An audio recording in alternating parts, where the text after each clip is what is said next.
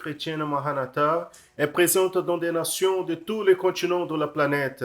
Des églises des pays dans les trois Amériques, Europe, Afrique, Asie et Océanie, connectées par la même doctrine, par la direction du Saint-Esprit de Dieu et unies par la parole vivante.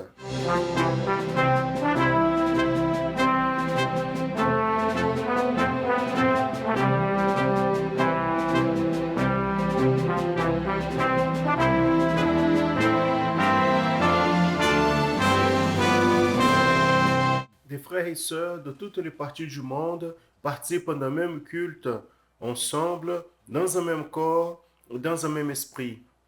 À travers le système de transmission, les membres de l'Église chrétienne Maranatha de toute la planète vivent un moment d'unité et de communion, comme l'ont vécu les Hébreux à leur sortie d'Égypte et les disciples avec le Seigneur Jésus à la veille de sa mort à la croix de Calvaire.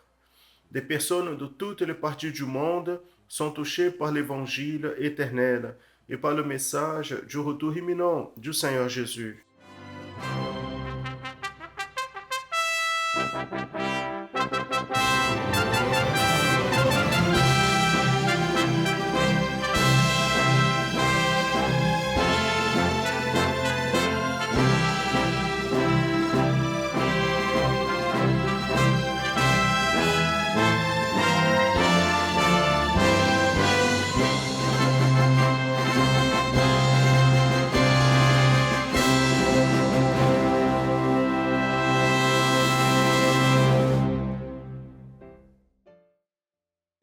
Je salue à tous dans la paix du Seigneur Jésus. Nous sommes l'Église chrétienne Maranatha. Nous commençons maintenant une édition de plus de la programmation en annonçant l'Évangile éternel. Soyez bienvenus à cette programmation qui est faite avec tout le soin, spécialement pour vous et pour toute votre famille. Quand le peuple d'Israël a laissé l'Égypte vers la terre promise, Dieu a établi comment cela devait être le culte d'adoration à lui pour cette période de l'Ancien Testament, de ce qui est connu comme le culte de la loi. Et dans les détails du culte, il y a une application prophétique merveilleuse qui pointe vers la personne du Seigneur Jésus. Et lui, Jésus, il est venu au monde pour établir le culte de la grâce, une nouvelle alliance, un nouveau testament dans lequel moi et vous, nous avons l'opportunité d'être inclus. Jésus a pris le rôle principal dans ce culte. Dans la programmation d'aujourd'hui, dans le volet Leçons du Manaïm, je reçois le pasteur Daniel Morir pour parler sur les détails du culte de la loi et son application prophétique, le sacrifice du Seigneur Jésus. Juste après, dans le volet accessibilité, le docteur Maria Amin parlera sur les mythes et vérités par rapport au TDAH. Dans le volet Parfaite louange, la sœur Laïs Figuera va continuer l'enseignement dans la gamme de sol majeur dans la louange Ta parole est la sémence. Dans l'étude pour les enfants, intermédiaires et adolescents, le professeur Maria Paula Dalla, dans la thématique en connaissant le mystère de l'évangile de Christ, va parler de la bénédiction d'être dans la vigne du Père. Accessez maintenant le volet Leçons du Manaïm.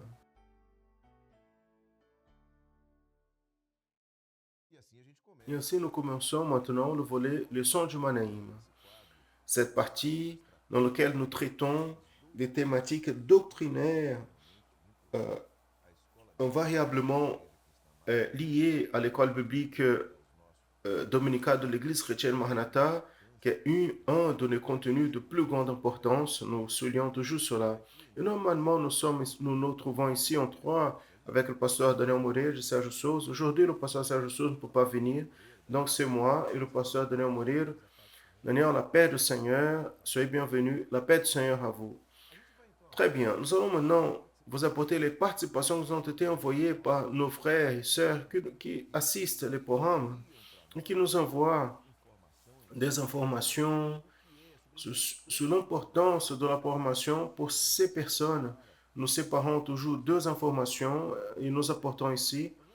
Nous allons lire la participation envoyée par notre frère Jean Cicero. Il est de Minas Gerais, dans la ville de Três Marias. Il dit, la formation nous aide à voir la révélation de la doctrine et du mystère de la parole de Dieu. Et ainsi, nous comprenons plus de la valeur du salut en Christ Jésus. Ça, c'est la participation de Jean Cicero de Três Marias, Minas Gerais.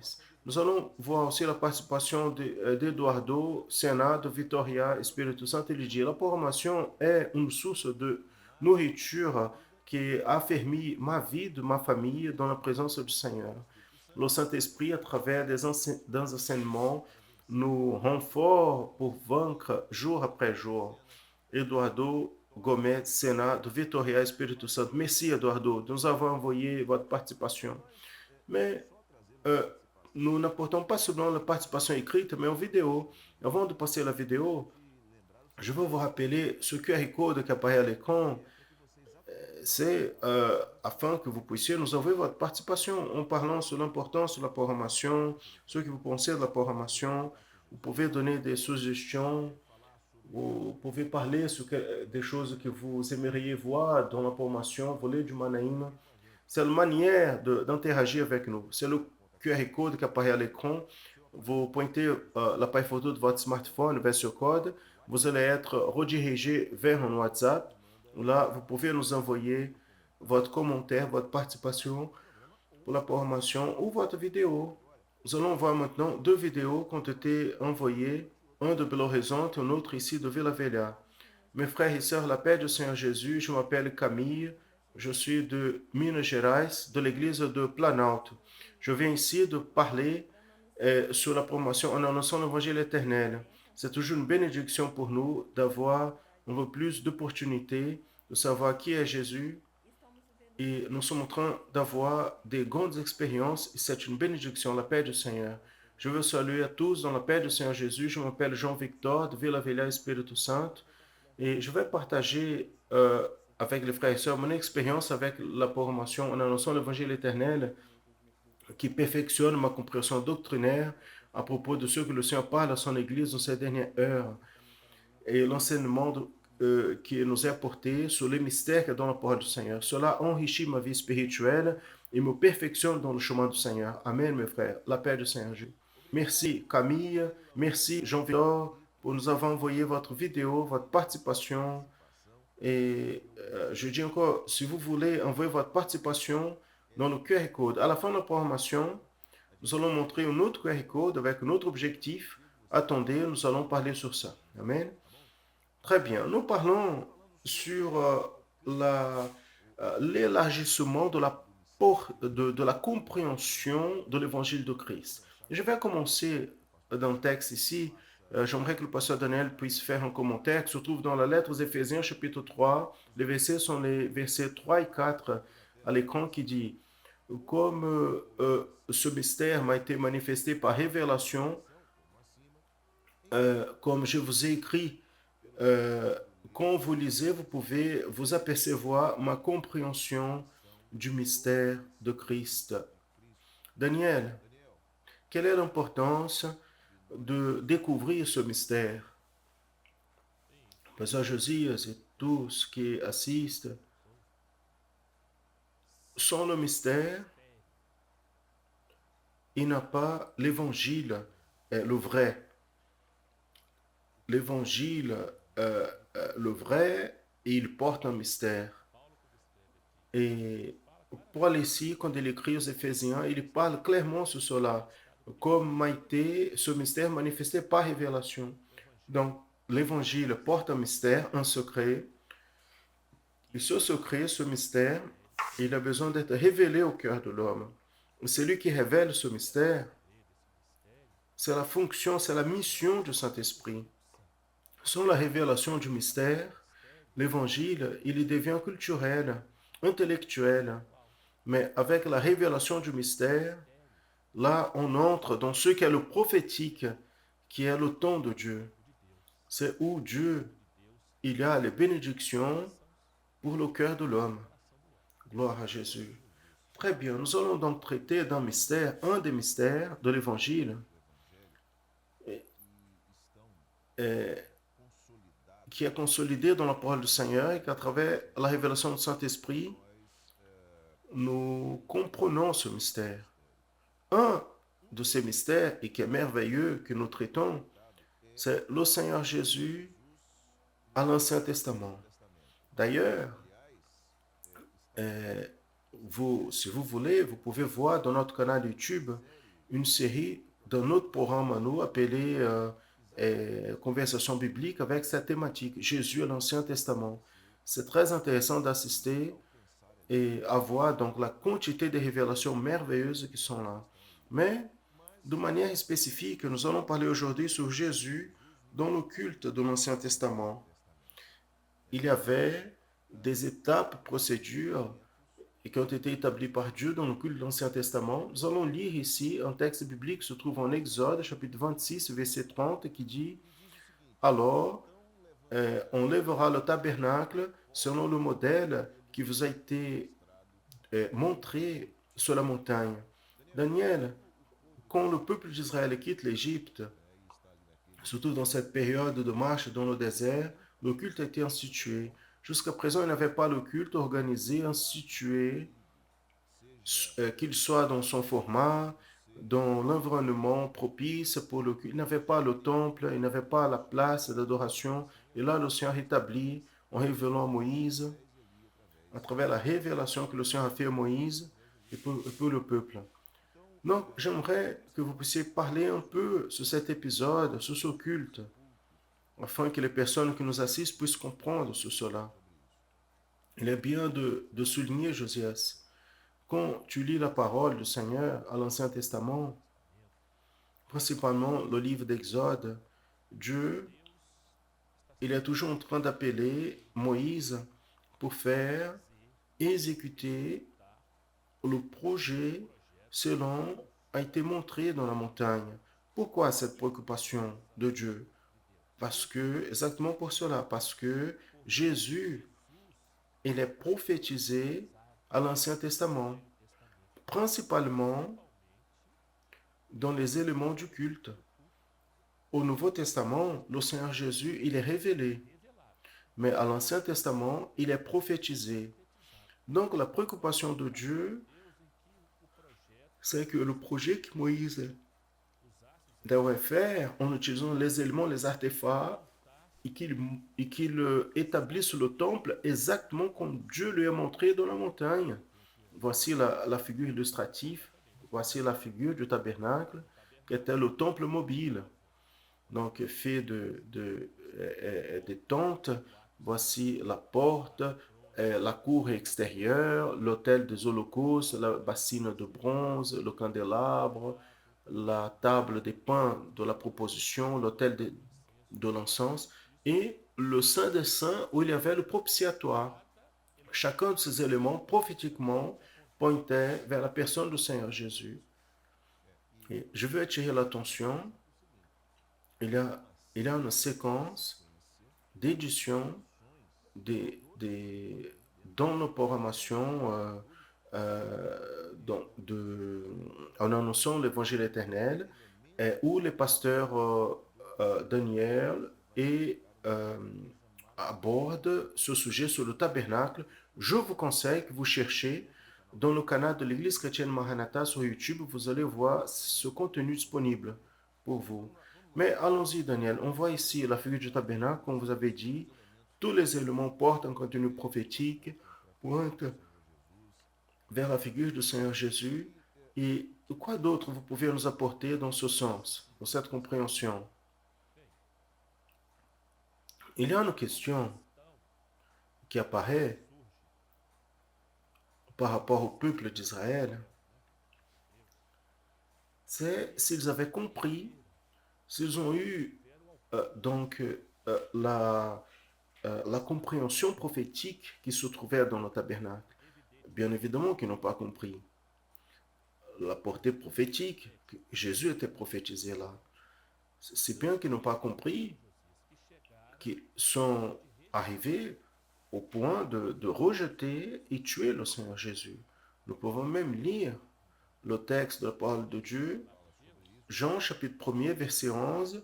Il est venu pour ceux qui étaient à lui et les siens ne l'ont pas reçu. Ils ont rejeté le Seigneur Jésus.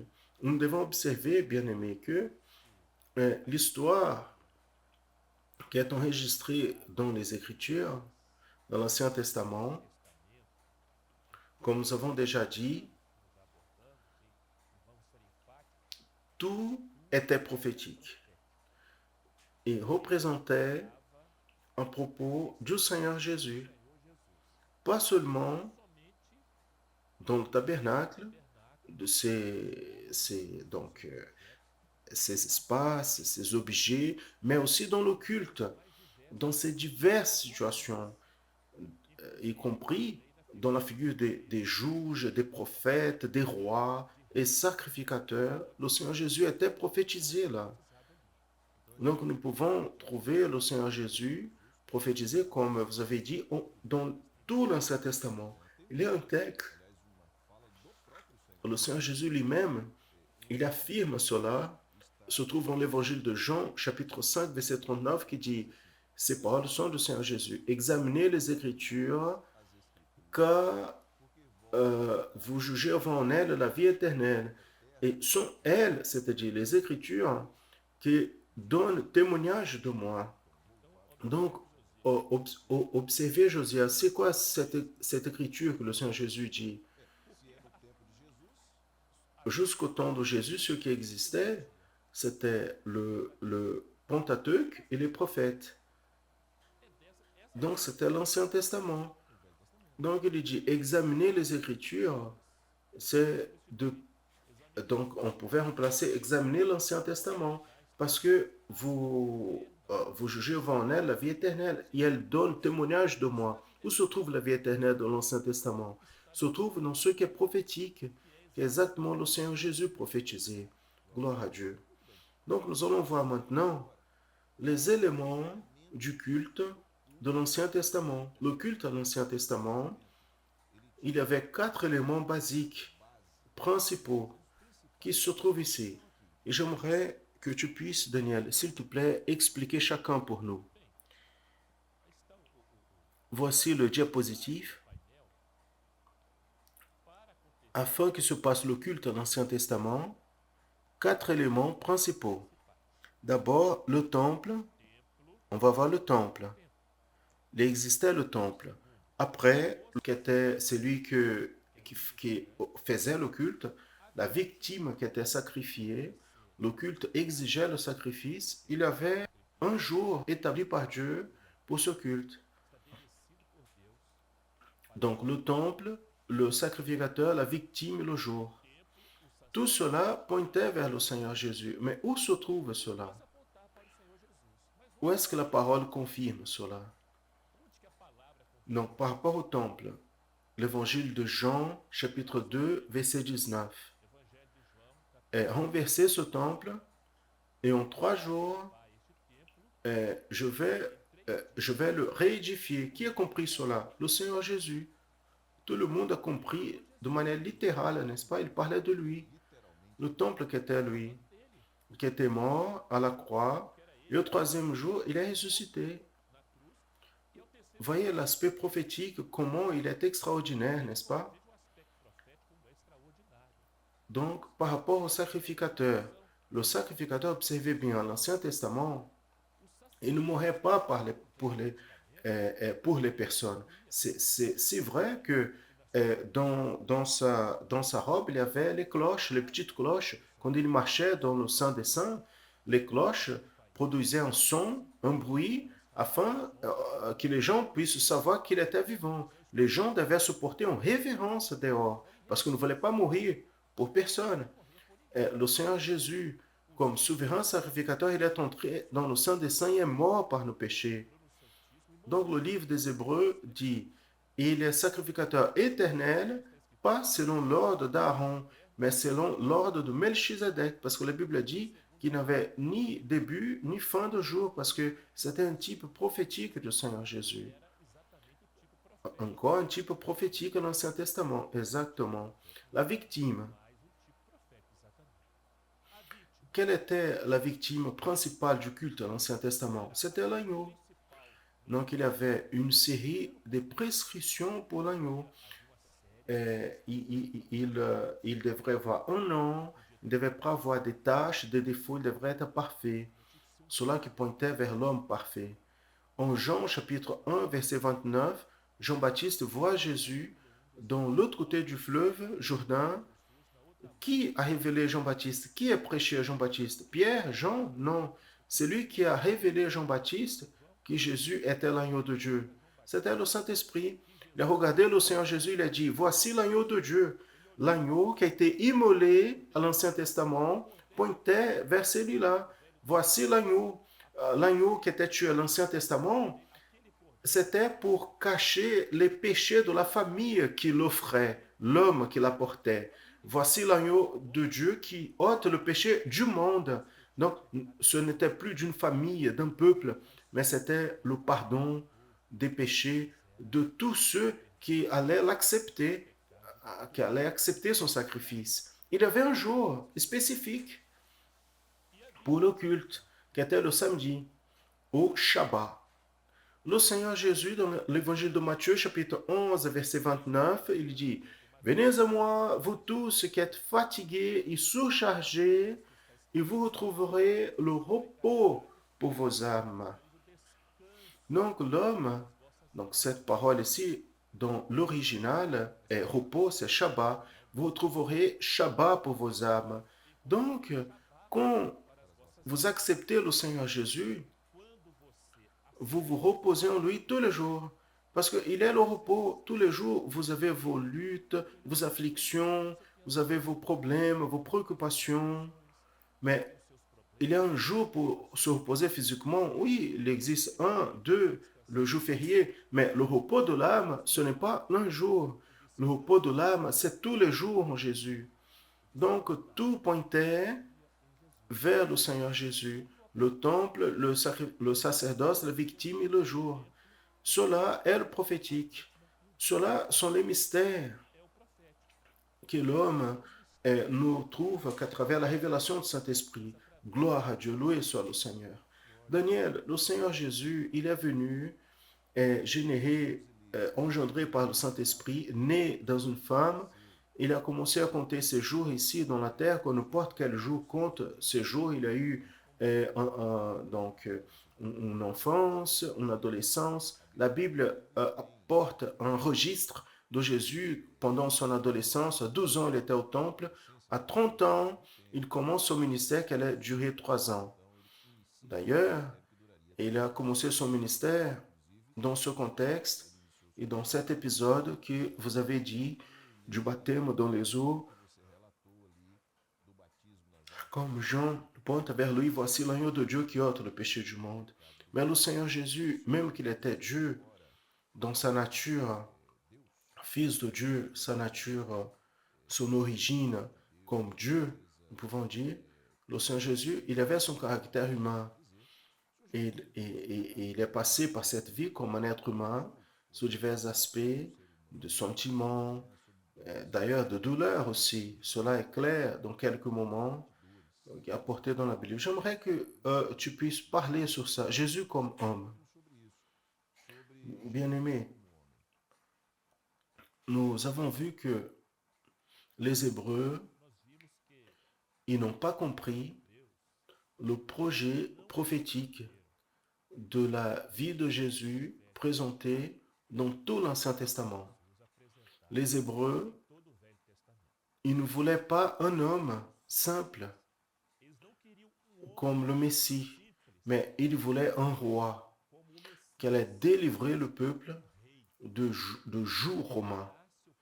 Jésus, euh, en revanche, il est venu au monde comme un homme en, euh, euh, en acceptant d'être dans un corps d'un homme, en souffrant, comme tu as dit, toutes les afflictions que la Bible décrit. Jésus, comme homme, s'est fait le plus indigne.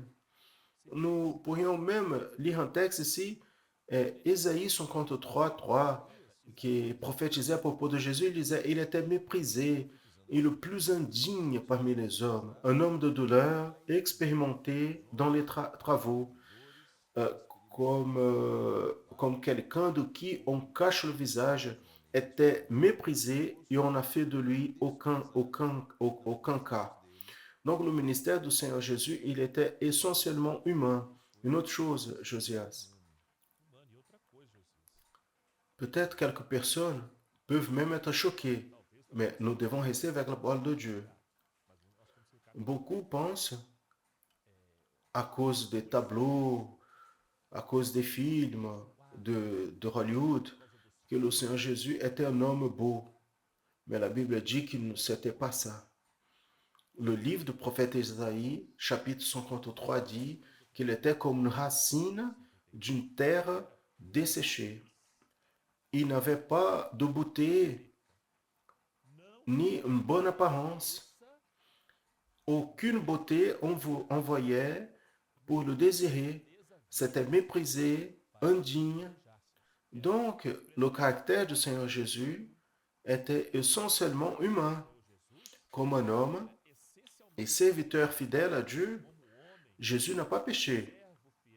Sa vie et ministère a été marqué par la prière, par l'obéissance, la prédication des bonnes nouvelles de salut.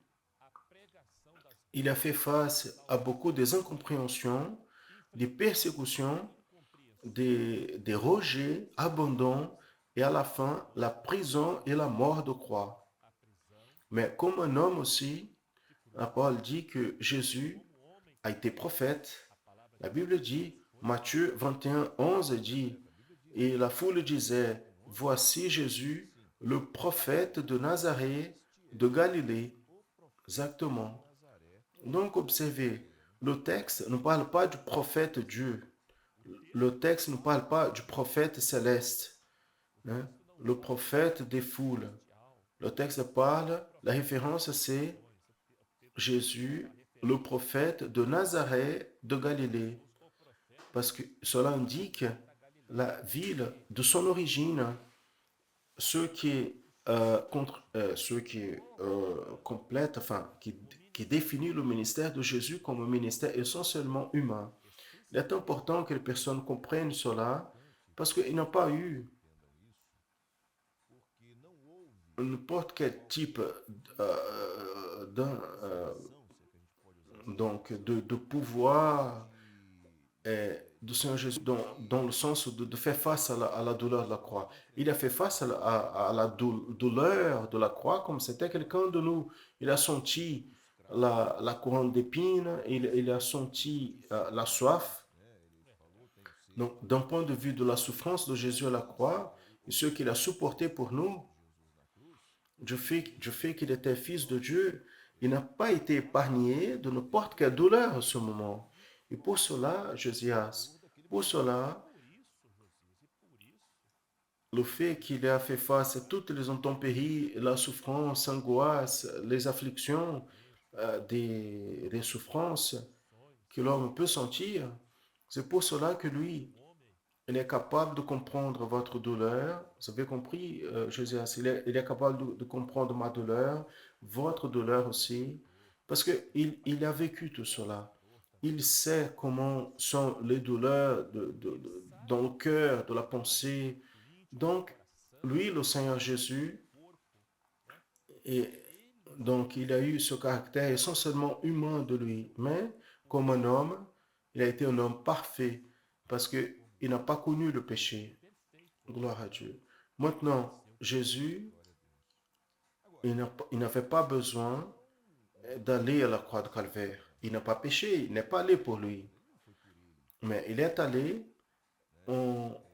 il s'est donné, il a pris sur lui le péché de l'humanité, qui est donc le grand bénéficiaire du sacrifice de Jésus. Alors, le grand bénéficiaire du projet de la croix, c'est moi, c'est vous, c'est l'homme. L'homme, c'est le grand bénéficiaire du projet de la croix.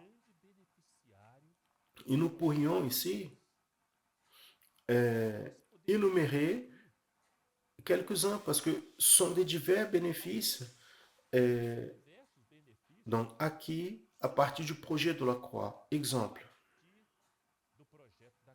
à partir du projet de la croix, Jésus, il est devenu le terre.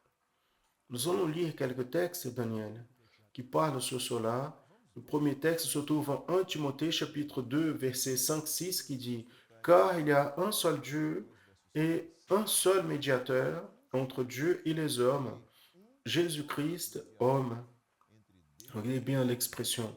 L'homme qui s'est donné à soi-même en prix de rédemption pour tous, pour servir de témoignage à son temps. Donc Jésus est le seul médiateur entre Dieu et l'homme, c'est Jésus. Quoi d'autre? Le pardon des péchés, nous allons lire encore un texte.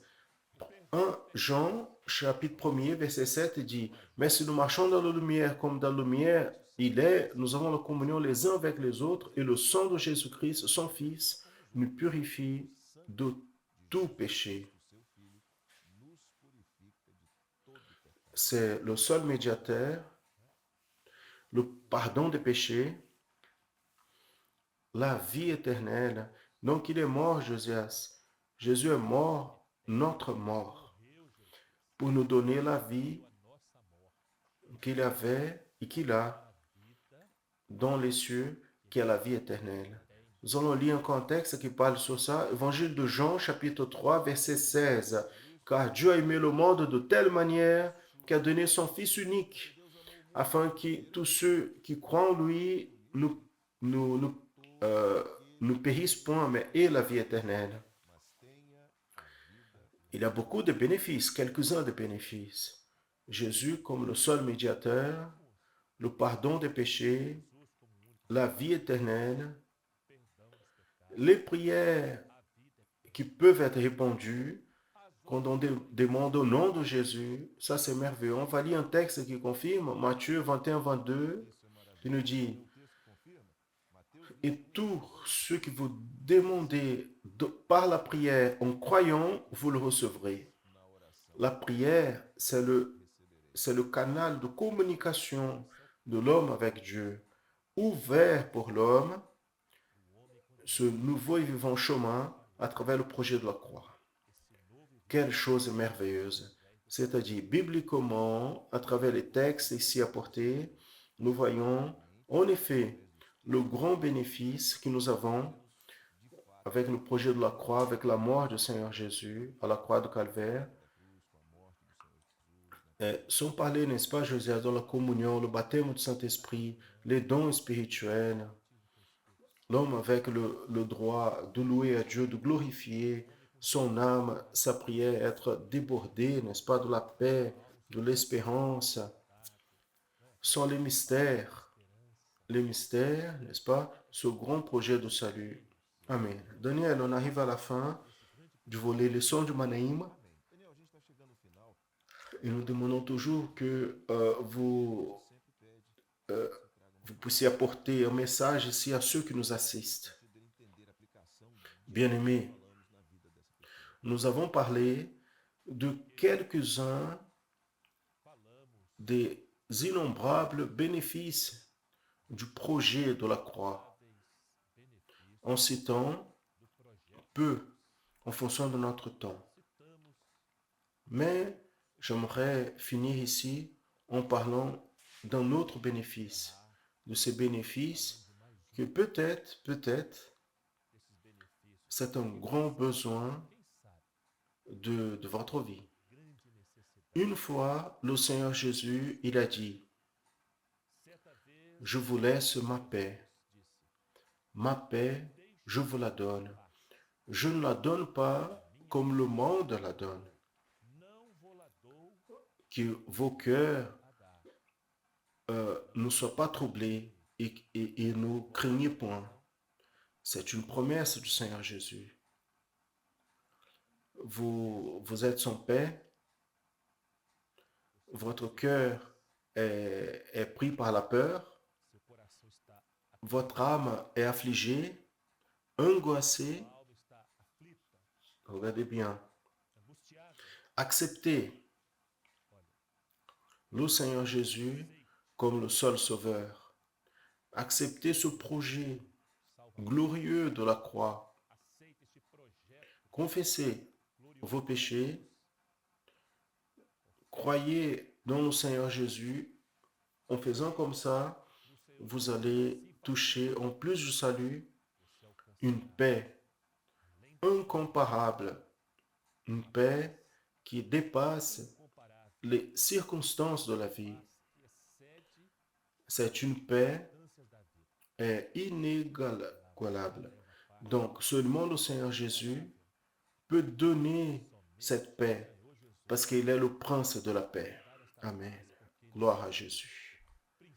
Regardez bien, vous pouvez nous aider à préparer la prochaine édition du volet de Son du Manaïm. Vous savez comment? À travers ce QR code qui apparaît à l'écran, si vous pointez l'appareil photo de votre smartphone, vous allez être redirigé maintenant vers une question que nous vous proposons par rapport au sujet de la prochaine édition, le prochain programme. Et quand vous nous écrivez, vous nous aidez à construire et nous apportons quelques commentaires à propos du programme d'aujourd'hui qui a été envoyé la semaine dernière afin que vous puissiez voir aujourd'hui. Le premier commentaire, c'est de Pedro Henrique Santiago Fernandes. Il est de Anápolis, Goiás. Il dit: le plus grand bénéficiaire de tout le projet de la croix est l'homme.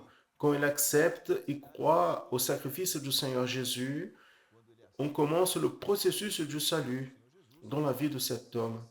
Donc ça, c'est le commentaire de Pedro Henrique Santiago Fernandes, de la ville d'Anápolis, dans l'état de Goiás. Aussi, Ângelo Ribeiro, dans la ville de Vitória, Espírito Santo, il dit: le grand projet de salut consommé sur la croix apporte des bénéfices pour l'homme qui croit et accepte ce plan merveilleux et parfait. Cette expérience nous donne la condition d'entrer dans le temps de Dieu et d'avoir une nouvelle forme de vie. Merci, Angelo Ribeiro, de Vitória, Espírito Santo, ainsi comme Pedro Henrique, de l'état de Goiás. Donc, vous savez déjà, pointez l'appareil photo de votre smartphone vers ce code et vous avez la prochaine édition de la programmation en annonçant l'Évangile éternel, la prochaine édition dans le volet Les sons du Manaïm. Daniel, ça a été très bien d'être ensemble ici, traiter des choses du Seigneur, toujours nous réjouir. Toujours est un plaisir, est une édification de parler de ce grand projet de salut où il est clair le grand amour de Dieu. La paix du Seigneur Josias, la paix du Seigneur à tous. Très bien. Euh, il est évidence la discussion sur le trouble de déficit d'attention avec hyperactivité. C'est la sigle TDAH. Mais quels sont les mythes et vérités sur cette thématique? Dans l'édition d'aujourd'hui, dans le volet accessibilité, la docteure Marie-Amine va nous mettre dans ce contexte.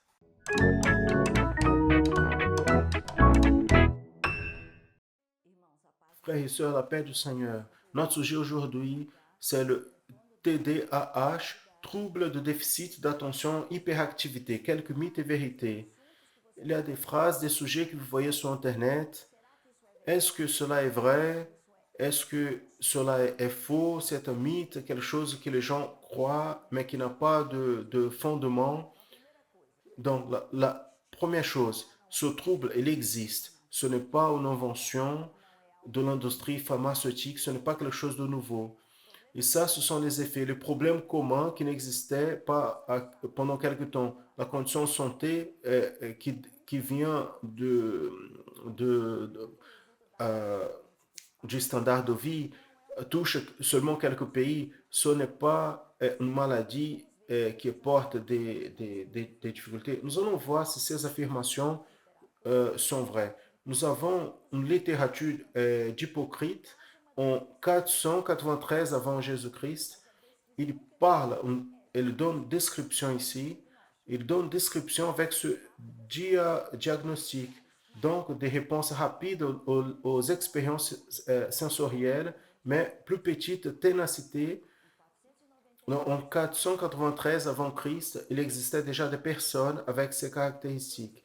Shakespeare aussi, il parle dans son œuvre euh, Mal de l'attention. Donc, ce livre est d'un psychiatre qui a été écrit en 1845. Donc, il écrit un livre avec 10 histoires.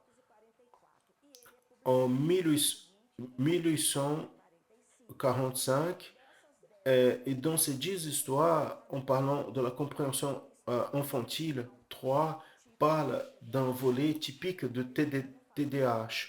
La première histoire parle de Pierre qui était désaligné. Donc, quelques personnes avec le trouble peuvent voir ces caractéristiques. L'histoire de Philippe, inquiet pour les images, vous voyez déjà, qui parle de l'hyperactivité, la difficulté à être dans une position correcte. Et la neuvième histoire, qui est Jean, c'est lui qui est complètement inattentif. Nous avons donc déjà la littérature très ancienne. Et dans la littérature médecine, la première attention à une œuvre qui parle de ce trouble, remonte à 1798. En 1902, Steele publie un article. Cet article a une validité clinique jusqu'aujourd'hui parce qu'il est décrit de manière très claire les caractéristiques de la personne qui porte le trouble. Et nous avons plusieurs articles qui parle du tableau clinique en montrant que le TDDH existe et qui n'est pas un problème qui n'existait pas jusqu'à quelque temps. Donc, vous voyez, et ce n'est pas associé à une condition de santé liée au niveau de vie. Ça, c'est un mythe. Donc, TDDH, il n'a pas une variation significative dans le monde et ni dans les régions de notre pays. Donc, il est commun à certains pays? Non. Cela est un mythe, ce n'est pas une vérité.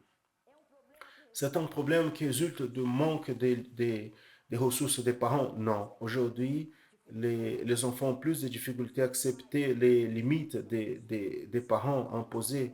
Oui, ça c'est vrai. Mais ce n'est pas le manque de limites qui provoque à l'enfant le trouble.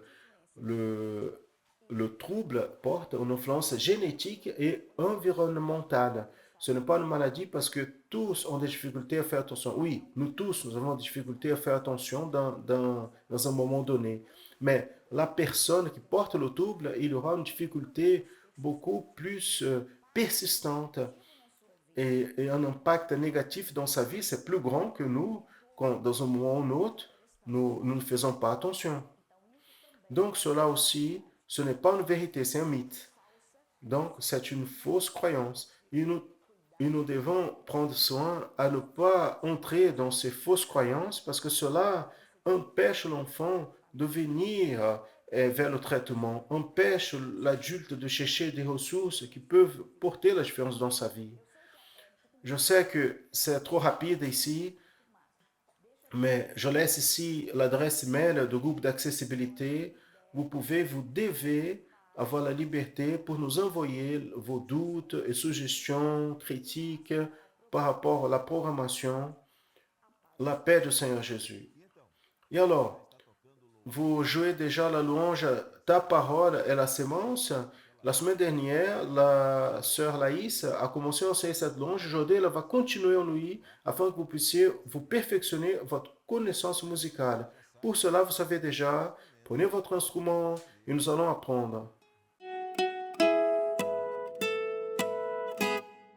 La paix du Seigneur, enfants, adolescents, aujourd'hui, nous allons continuer à prendre la louange Ta parole est la sémence. Aujourd'hui, nous allons commencer avec la main gauche en voyant la cifre de la partition et après la main droite avec notre partition aussi. Allons-y. Ici, dans notre partition, nous avons la clé de sol qui est responsable pour les notes de la main droite, les notes aiguës. Ici, nous avons les chiffres. Le G représente le sol, le A, le petit thème, c'est le La mineur, le D représente le Ré, le G représente le Sol. Et là, il y a aussi ce petit thème avec 7. Il y a le petit 7 ici, le 7D. Nous allons voir plus loin. Maintenant, j'aimerais que vous puissiez voir les lettres majuscules ici, les lettres majuscules. Qu'est-ce que nous allons faire? Dans ces lettres majuscules, nous allons jouer avec la main gauche. On va utiliser un doigt pour faire le grave. Donc, on va mettre la main, on va positionner le doigt 5 au sol. afin que quand on puisse jouer avec la main droite, on entre ici. Regardez, on fait Ré, Sol, après on passe à La, après on passe à Ré, on répète et on fait le Ré. O meu coração.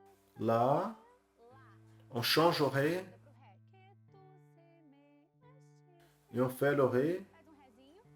Et la prochaine, Sol, La, le Ré.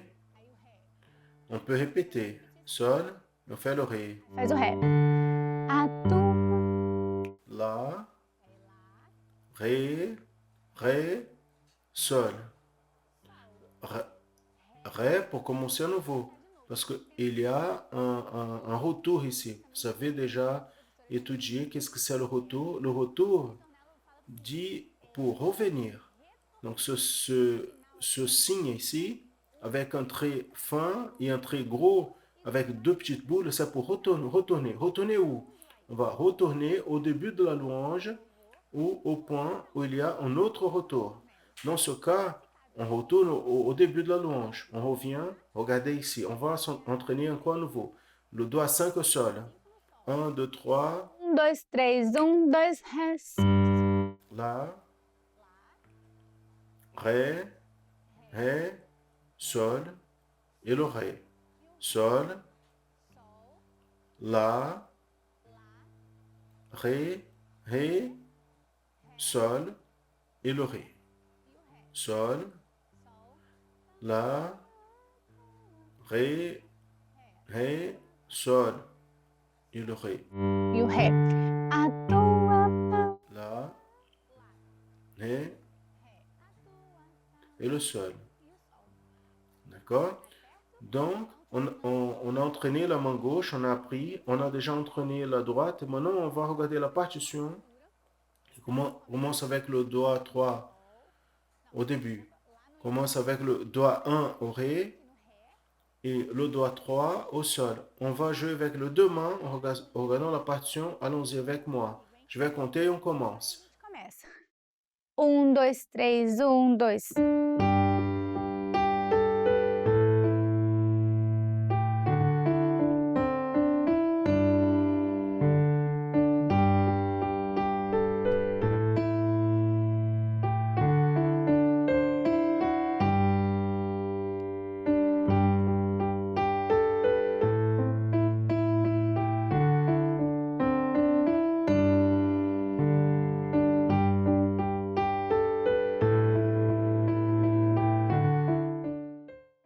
Et là, on reprend.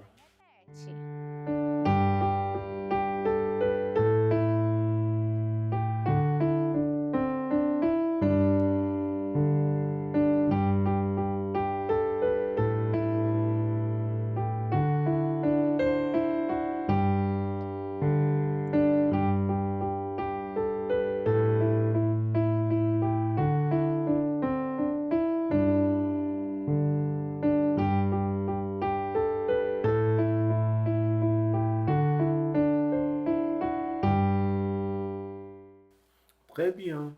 Maintenant, on a mis la main gauche, les bas de la main gauche avec la main droite. Donc, j'espère que vous puissiez vous entraîner beaucoup, jouer dans l'église, jouer à la maison, édifier votre famille avec cette louange. La paix du Seigneur et à la prochaine étude. Próxima aula.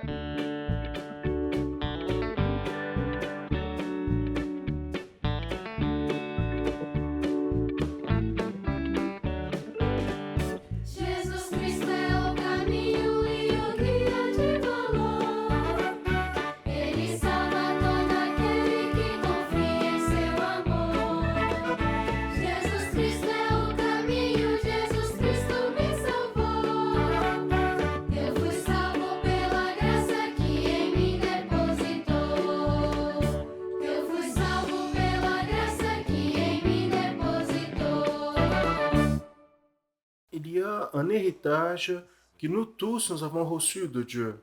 Et la Bible utilise une figure pour décrire cet héritage, la vigne. C'est un héritage de laquelle nous ne pouvons pas ouvrir main et laisser tomber dans toutes les phases de nos vies. Aujourd'hui, dans l'étude pour les enfants intermédiaires et adolescents, la professeure Maria Paula va nous parler sur le sujet la bénédiction se trouve dans la vigne du Père. do Pai. Minha casa firme está. Nous saluons nos bien-aimés enfants intermédiaires, adolescents et tous qui nous assistent dans la paix du Seigneur Jésus. Aujourd'hui, nous allons connaître plus sur les mystères, les secrets que le Saint-Esprit veut nous révéler à travers la parabole des travailleurs de la vigne.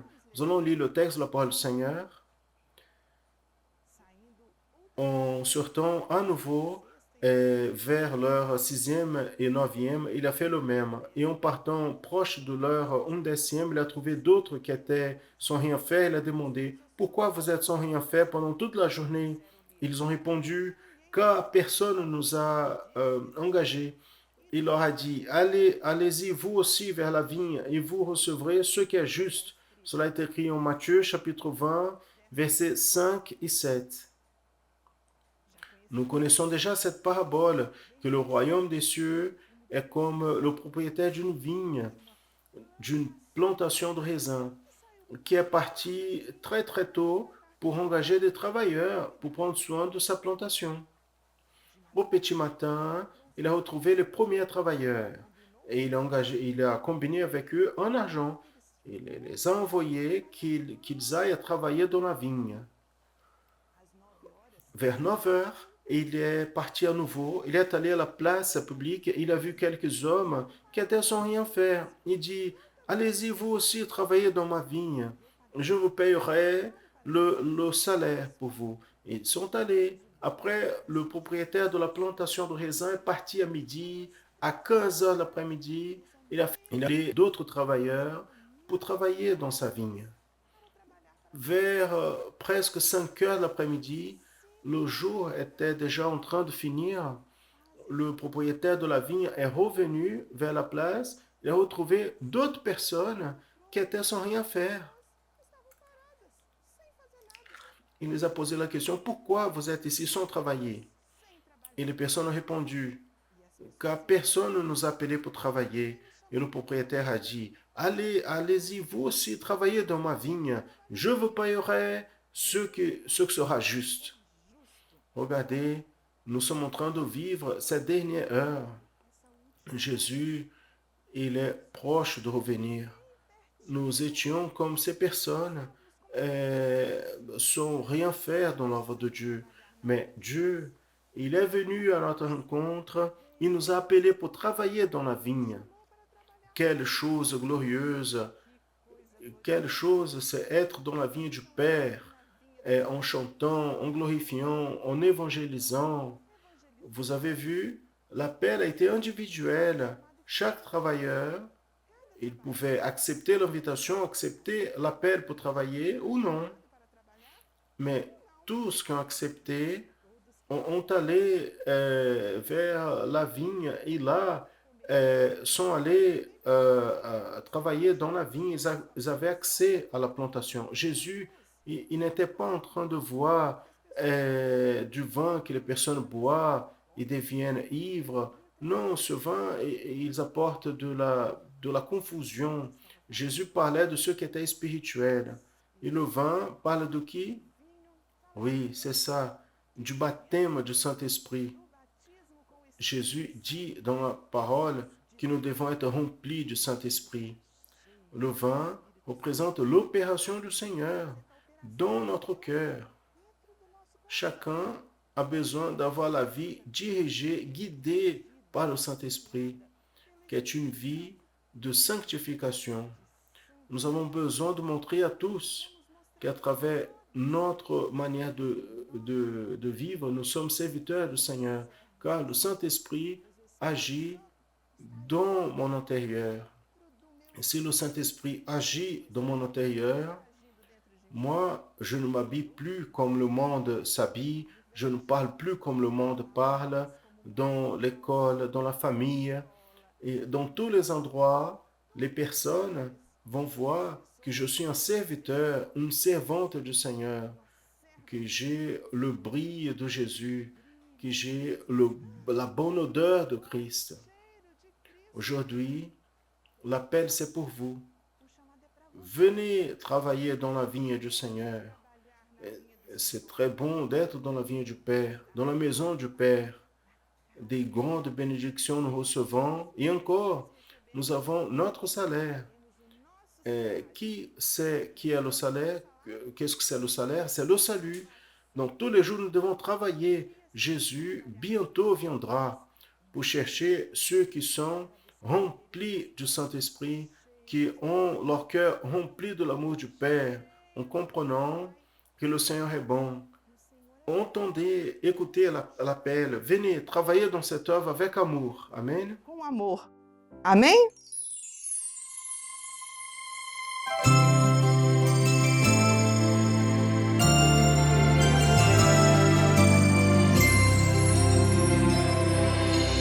Dá-me coração cheio do teu amor, que sempre reconheça tua bondade, ó meu Senhor. Coração que estremeça ao ouvir tua voz assim, e que nunca se esqueça o que tu fazes por mim. Coração obediente à tua revelação, puro e renovado pela tua salvação. Coração obediente à tua revelação, puro e renovado pela tua salvação. Ó Senhor, amém.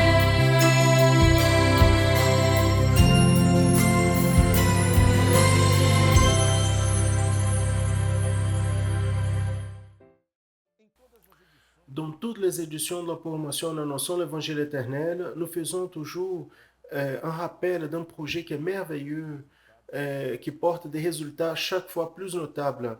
Et vous savez que vous aussi, vous pouvez participer et être bénéficiaire de ce projet. Ça, c'est le projet d'assistance spirituelle de l'Église chrétienne Maranatha. C'est très simple de participer. Il vous faut juste faire un appel et cet appel est gratuit. Vous ne payez rien pour elle, qui peut être fait toujours quand vous avez besoin, vers ce numéro qui apparaît à l'écran, 0800 707 376. Quelqu'un va vous répondre, va transmettre une parole de la part de Dieu pour votre vie. Il va prier pour vous. Quelle chose bonne, n'est-ce pas? Et tout cela est complètement gratuit. Pointez l'appareil photo de votre smartphone vers le code qui apparaît à côté du numéro. Votre appareil va être redirigé vers cet appel. Et nous n'allons vous demander aucune contribution financière, même pas une offrande. Tout est gratuit. Appelez toujours quand vous avez besoin. Vous voulez connaître davantage sur l'Église chrétienne Maranatha et aussi sur nos projets, accédez à nos réseaux sociaux, téléchargez aussi les applications de l'Église chrétienne Maranatha et Radio Manaïm, écoutez des louanges et messages bibliques 24 heures par jour, et vous aussi pouvez partager nos contenus, accédez à notre canal YouTube et ne ratez pas cette programmation que nous avons au canal. Je veux vous inviter à participer car elle est spéciale. C'est notre école biblique dominicale qui est diffusée tous les dimanches à 10 heures du matin. Et ainsi, nous arrivons à la fin de cette édition de la promotion annonçant l'évangile éternel. Et la semaine prochaine, si Dieu nous permet, nous serons ensemble à nouveau. Maranatha, le Seigneur Jésus vient.